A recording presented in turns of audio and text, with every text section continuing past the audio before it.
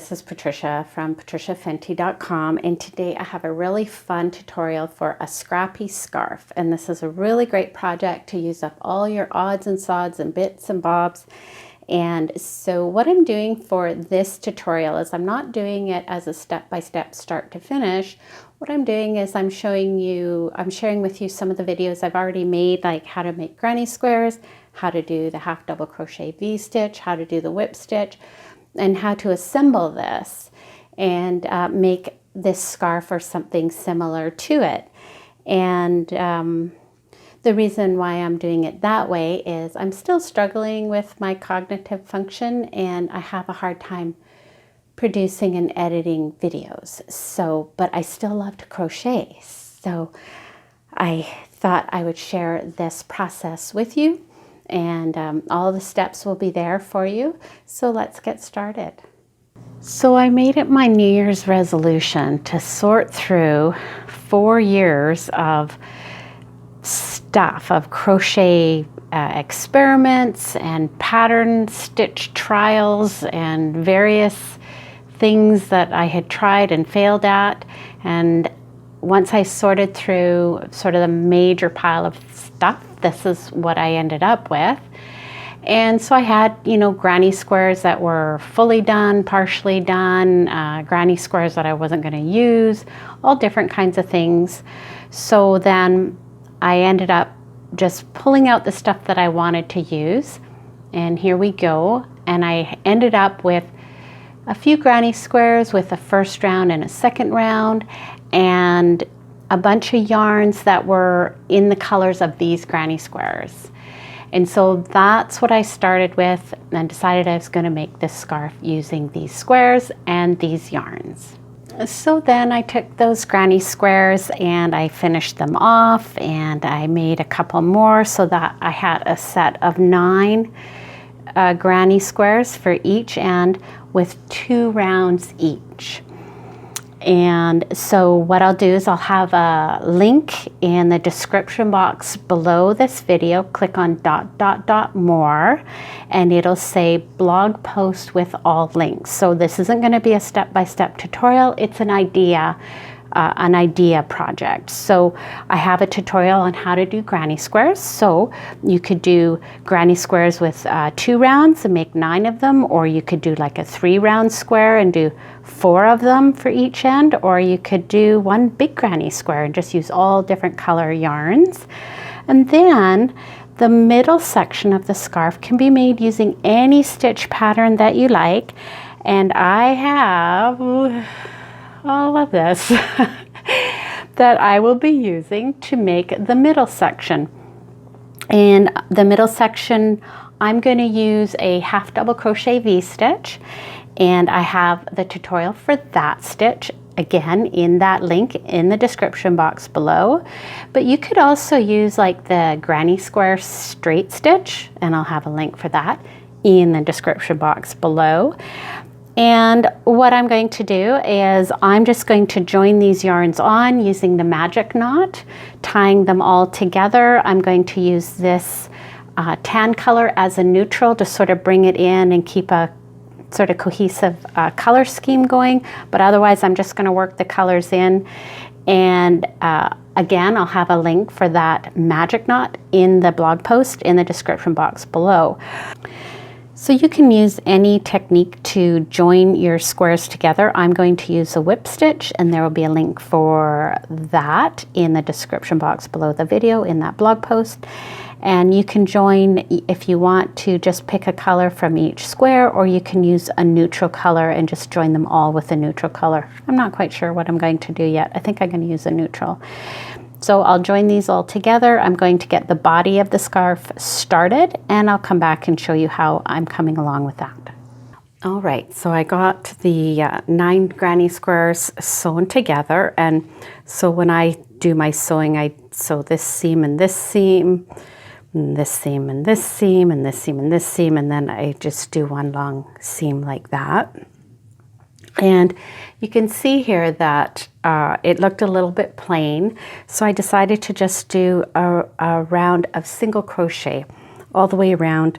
And when I do a single crochet, around something like this, I like to crochet into this, the top loop here and into the back bump, and crochet into those 2 stitches and leave this front loop free, and that creates a nice little frame around. And so it's super easy to do. Just join on with your neutral color, and when you get to the corners, you're going to want to do 2 single crochets in the chain 1 and 2 single crochets in the chain 1. Then I also, when I crochet into the chains, I actually do pick up the top loop and the back bump. I don't go into the chain 1 space. So those are all nicely joined together, a round of single crochet, and that's all ready then to have the main panel added to. So I've started crocheting the main panel here, and so what I had across here was 29 stitches. The double crochet V-stitch, you need an even number of stitches, so I did a foundation chain of 28, chain 1 to turn, a row of single crochet to sort of set up a nice seam that will be joined together later, and then started with my half double crochet V-stitch. You can join your half double crochet work by either doing the magic knot, which I linked to that below. You can also join on as you go, and I'll show you how to do that next. I forgot to mention that I did the foundation chain and row of single crochet using the 5mm crochet hook, and then I switched over to the 4mm crochet hook for the rest of the body. So that helps to prevent this from sort of being a tighter stitch at the bottom. So if you want to join on the yarn as you go, I've already cut my tail end here. So you just carry on, and you can join on. You could join on here if you wanted. I'm going to finish this double crochet V-stitch. So there's the half double crochet V-stitch, chain 1, and then half double crochet. And so I'll join my new yarn on here. So at any point in the half double crochets, you can join on, where you have your 3 loops on your hook, bring on your new color, leave yourself a little tail, and pull that through all 3 loops. And then you want to kind of hold your tails in behind, and you can crochet those in if you like. I find it doesn't really work. I'll do it just into the next stitch here with a new color. Don't mind the loud trucks. We seem to have so many loud trucks around here these days. And so there's my half double crochet V-stitch, and I'll carry on with the yellow. And then there you have your tail ends at the back, and so you can just darn those in. And then if you decide you want to just do a color for every single row, and you have your tail ends at the end of the row, I always like to do a little square knot, and I just do it this way. You could darn in the tail ends at this point, but I always do a full square knot and then darn in my tail ends. And that's just me. You don't have to do it that way, but it makes it nice and secure. So carry on. I'm going to make this a total of 54 inches in length, because it's 9 inches wide. These guys are 9 inches square, so the 2 of them together are 18 inches. So 54 inches will give me a 72-inch scarf. So of course you can make this any size you like. So carry on, and I'll see you for the last row of this. Welcome back. So I have my middle section as long as I want. It turned out to be about 55 inches. And so just a couple of little tips here on finishing off this center section. So when you do your last row of half double crochet V-stitches, you want to have that on the wrong side of your fabric. And the way you can tell it's the wrong side of your fabric is this is the beginning row, and this is the front of the stitch, the front of that single crochet row, and this is the back. And the way you can tell is the back has a bit of a curly stitch to it. So you're finishing your very last row with on the wrong side. And now we're going to do the finishing row once we turn it, it'll be facing the right side. All right, so I've joined on, I want to do the last row in the same color as the first row, which is my neutral. So I've joined on the tan at the end of this last row of half double crochet V-stitches.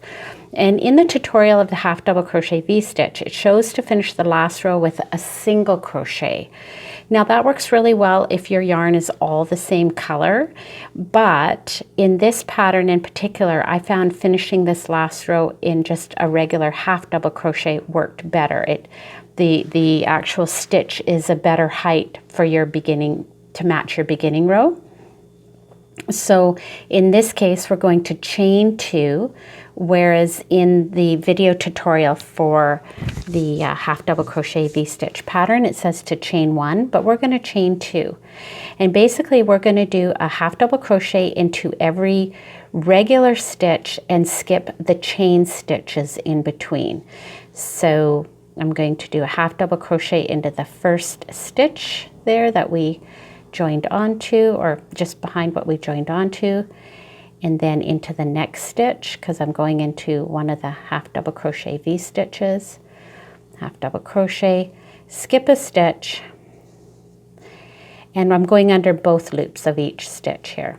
Half double crochet into the next stitch, half double crochet into the next stitch, going under both loops, skip a stitch, and then half double crochet twice and skip a stitch. And you're going to do that all the way along, because basically what you need to do is you need to eliminate that chain that is in the V-stitch in order to get your stitches to match up to your foundation chain. So skip a stitch and do a half double crochet and a half double crochet and skip a stitch.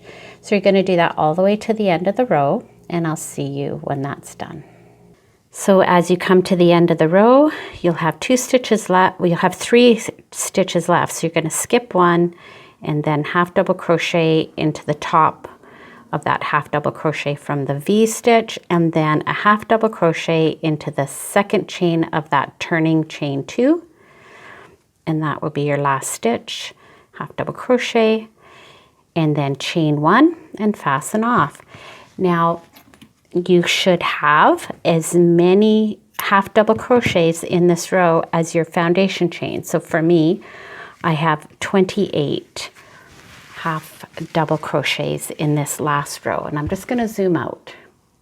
So here we go. So this was my beginning row, and then this is the last row. And so you can see how that half double crochet was a better height than a single crochet for this last row. So now we're back to 28 stitches here and 28 here. You're going to go ahead and darn in all your tail ends, and then you can go ahead and use the whip stitch to stitch on the end panels, and whatever you have for those. You may have 1 big granny square, or you might have 4 regular size, or the 9 that I have here. So I'm going to go ahead and stitch the granny square panels on to each end. And then that'll be it. That'll be the end of it. Now you could do tassels if you like, and I will insert a video tutorial that shows how to do tassels. It's another crochet project, but I will put a timestamp where that tassel section is. So yeah, so go ahead, sew everything together, and if you want, add tassels, and I'm going to come back for the final reveal. Okay, here we are, all done. And so I've sewn the panels, the granny square panels, onto the main piece, and I really do like that whip stitch and stitching into the top loop or back loop, and you get this nice little frame of the front loop that still isn't sewn into. And I do love this half double crochet V stitch. It's just such a great stitch, and works really well with using up scraps of yarn. And you can see like some of the scraps here are just this tiny little piece here. So this was a lot of fun. I put in a lot of different colors, and of course using the tan as the neutral. And then here's the panel on this side. So of course you can't see the whole thing, so I'll pop in a picture here of me wearing it. So this is a really fun scarf and easy to make, and use your creative initiative. You can use a different stitch pattern for the body of the scarf. You can do whatever you like. So I hope you enjoy this video. Please give it a thumbs up and subscribe to my YouTube channel. Thank you for joining me.